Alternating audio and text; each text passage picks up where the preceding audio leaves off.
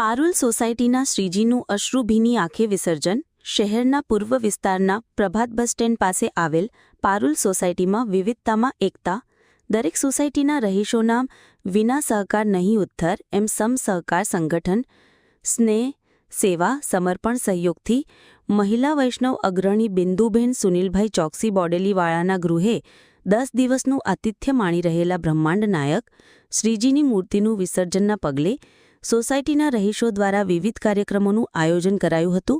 સત્યનારાયણની કથા, 56 ભોગ, મેવા ભોગ, લકુલેશ મહિલા મંડળની બહેનો ઢોલ, ખંજરી, કરતાલ, મંજીરાના સથવારે, સંગીતના સાધનો દ્વારા બાળકોના પ્યારા ગણપતિ બાપ્પા ભજનોની રંગારંગ ભક્તિ સબર કાર્યક્રમ યોજાયા.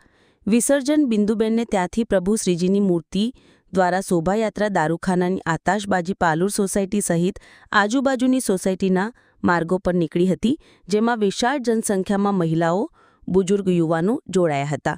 માર્ગમાં રામેશ્વર મહાદેવ મંદિરના પ્રાંગણમાં રાત્રિ બિફોર નવરાત્રિની જેમ ગરબે ઘૂમે ટીમલી ડાન્સ દ્વારા નવરાત્રિની પ્રેક્ટિસ કરતા જોવા મળ્યા અને સોસાયટીમાં જ ઇકો ફ્રેન્ડલી મુજબ પાણીના પીપમાં શ્રીજીનું વિસર્જન કરવામાં આવ્યું.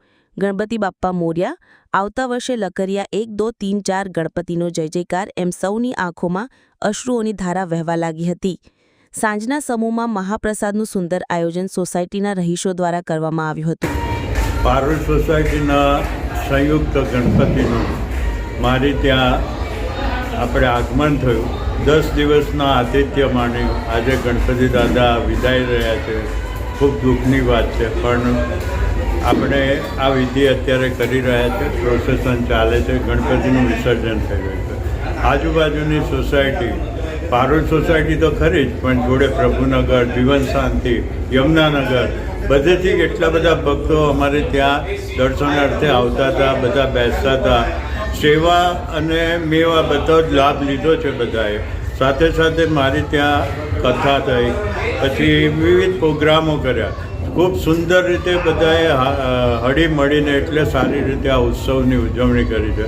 ખરેખર ગણપતિ બાપ્પા ખરેખર મોરિયા છે, વિઘ્નહર્તા છે અને દરેક જણ પર એમના આશીર્વાદ રહે એવી કૃપા સાથે. શું નામ આપનું? સુનિલભાઈ ચોકસી.